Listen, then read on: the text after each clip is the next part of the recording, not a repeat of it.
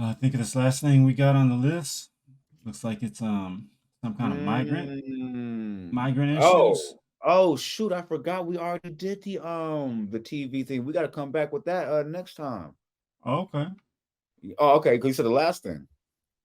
Hmm? I said the last thing I see that we haven't gone over is what I said. Oh, that we haven't gone over. My man, my viral dude.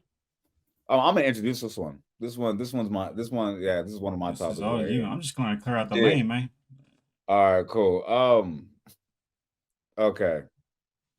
The only reason this came up on my radar is because, me and the boss, sometimes, what I'm saying, we like to just veg out, get a little dry drink, you Mm. know what I mean, and just mindless scroll through TikTok and see what's going on. We do that for about 30 minutes, you know what I mean? And I remember about 3 weeks ago, I saw this actual TikTok, like this actual reel or whatever, this post, whatever you want to call it. It was an actual younger migrant handyman type younger dude who is an influencer for the migrants, I guess. He was pretty much just saying, telling them in Spanish, what wasn't even in English. So like, I don't even think he had translations underneath it. Like that's why like I looked at it real quick and then I pressed it. You have to press the translation button, like if you want to understand. But now I think it's got repurposed and like now the translation is there now because once it went to Defaults. Good Morning America. Yeah, exactly. Or defaults, definitely that part.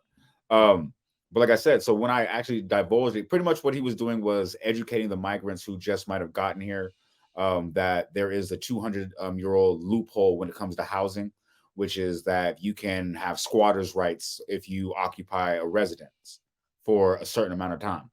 So I thought, huh, crazy. Ain't nobody stupid enough to do that shit. Scroll, let it go. Like, you know what I'm saying? And then fast forward a month later, this video has garnered over 4 million views, um, thousands and thousands of comments, and now we're starting to see certain situations around New York, California, Arizona, and people in Texas, and people are doing it. Like, and I just want to bring it up just because I thought it was kind of a short topic. It was just more pretty much to what I've been saying about like the migrant issue. And for those of you guys who don't know my issue about the migrant issue, my issue isn't really about the migrants being here. Um, actually at all. The issue is really more is the fact of what we're doing towards enabling them to do what they want to do, whatever they can do, while we still have people here suffering on our soil that Mm. were here first. That's pretty much my only issue.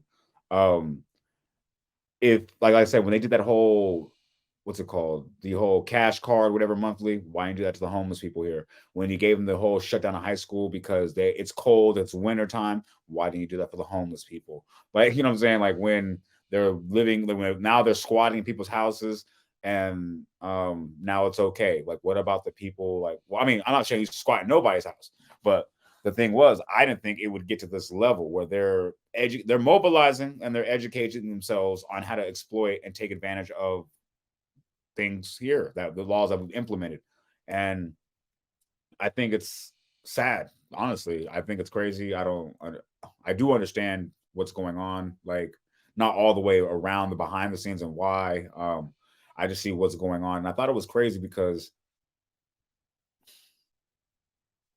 they're just letting people do things. Like it's weird. Like it's just weird. They're just letting it happen. Like this is not the generation I grew up in. I remember stop and frisk. Like, you know what I'm saying? I remember, like, you know what I mean? I remember little stuff, but I do want to say shout out to Florida because they made a law immediately and was like reversing squatters' rights because that was actually the biggest issue. Squatters' rights. I actually did look up the law of squatters' rights too as well. And it did make sense for the times we lived in back then. Like I want to say maybe 200 to 400 years ago type shit. It makes sense. You want to keep the land productive. That was when we had limited land and people were trying to be productive, not just squatting. Right. So I don't understand how you went from productivity to squatters' rights. I don't know how you put the backslash on that one, but that's another law that you had to check the fine print on, I guess, when you signed it.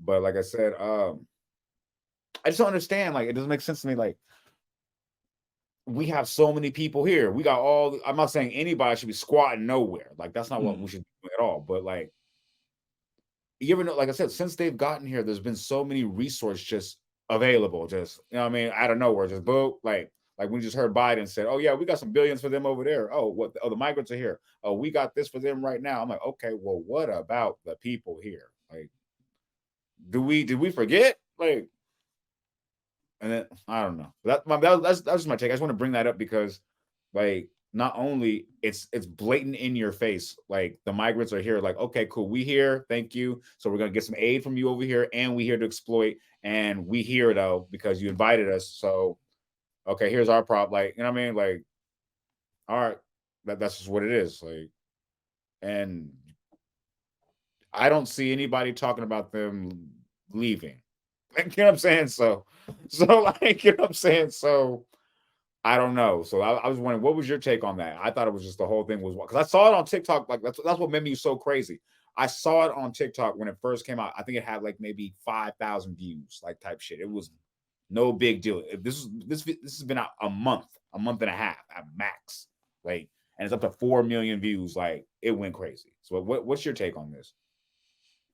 Um, um, I just don't like that we have these situations where it's like this is in writing and it says this, but that's the whole reason we have leases and paperwork, other writing, right? But now this writing trumps this writing.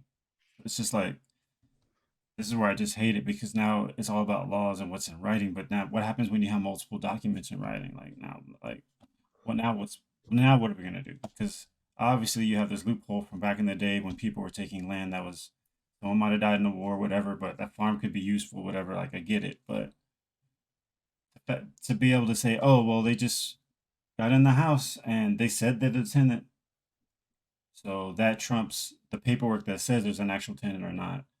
That's where I'm just like I just shake my head and I just have no words sometimes for like that kind of stuff where it's like, okay, what are we gonna do? Are we gonna figure this out? Which paper is the right paper? Which one are we going with? Like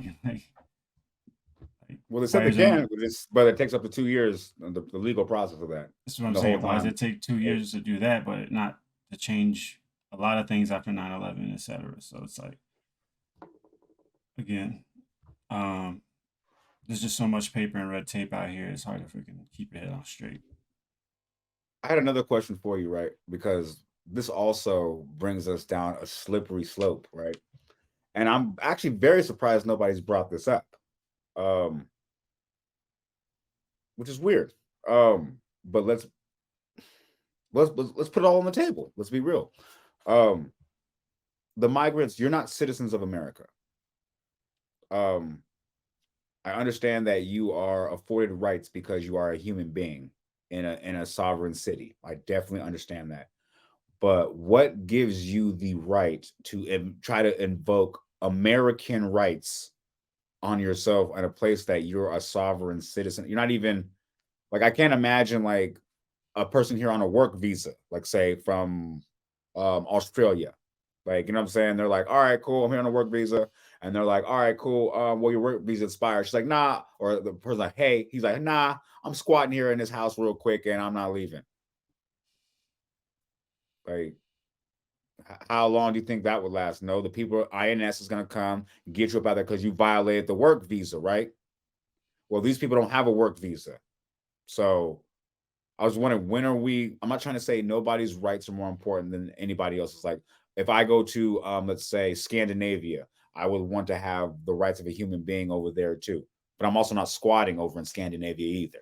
Like I want to be afforded the rights of a Scandinavian person while I'm there. So don't get me wrong by saying they don't deserve the rights of American citizens. But I'm saying though, there's a process to become an American citizen. This is so you can be afforded those rights. So I believe we were under the whole um, abridgment of when you come here, you are afforded these limited rights, which is why Mayor Eric Adams was saying things like, we are trying to hurry up and get them the opportunity to work so they don't have to do things. I'm like, all right, cool. So we know you don't have certain rights. So why is it that these did you see that story that killed me? That not killed me, but that just that hit me a little different when that woman went to Florida to go visit her mother that was sick for 3 months, and then she came home and found two squatters in the living room that were migrants, and Uh, they put her in a suitcase. Like, I mean, they unalived her and put like that's wild. Like that's wild. Like things like that. But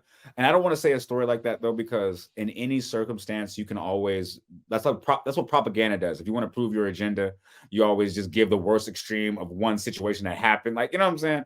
Like I don't want to be that type of person because that does happen in the media cycle, and that's not how we rock.